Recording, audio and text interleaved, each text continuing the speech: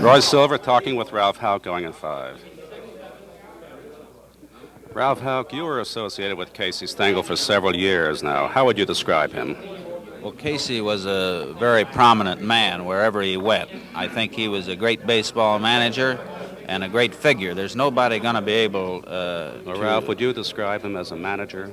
As a manager, he was a fella that demanded the most out of his ball players, and he loved to win, and all managers love to win. And he had a lot of ideas that maybe some managers didn't have. He played the platoon system, which I guess he probably used more than anybody in baseball. He moved men around, and I thought he was a very good manager. Ralph, you're stepping into his shoes now. What did you learn from Casey Stengel?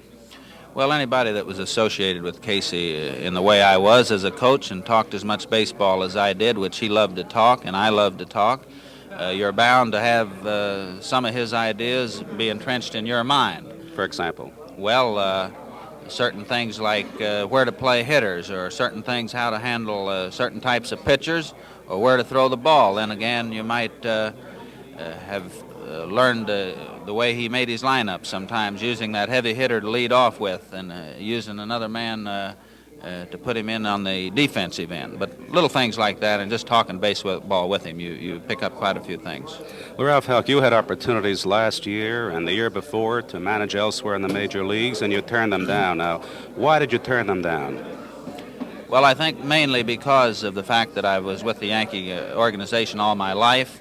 I knew everybody in it, and I knew the players and the organization very well. And I kept thinking to myself, of course, that someday Casey might retire, and that there was just a possible chance that I might be given a little consideration, although I never had any idea that for sure that it was. Ralph Houk, it's early to ask you about changes as far as players are concerned, but let me ask you specifically about two coaches. You've worked with them, and certainly you know in your own mind what you're going to do. What are your plans about Frank Crosetti? Well, actually, I'd rather wait and talk about the coaches when I've had a little bit of time to think this thing over. But you've worked with them and lived with them. I'm pressing you. There are two. There's Crosetti and Ed Lopat. We ask because you know these men. Well, I'm not going to make any decisions today on the coaches, or I'm not going to announce any. That's going to have to come at a little later time. You've been a Yankee your entire baseball life. Now, what does it mean to you to be a Yankee?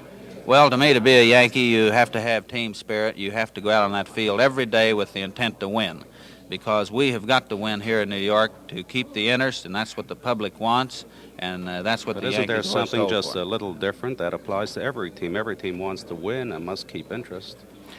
I have never played with any other club, but to me, being a Yankee all my life, when we go into that clubhouse, there's one thing that we intend to do that day is win. And we like to take pride in the fact that we think we're the best ball club in the country, whether we are or aren't. And we try to instill that into the young players when they join us. And if you can get that thought in mind to all the players and play as a unit, well, you're going to win a lot more ball games than you lose. Well, Ralph Houk, as always, the very best wishes and good luck in your new assignment. This is Clif Evans reporting. Now back to Monitor at Radio Central.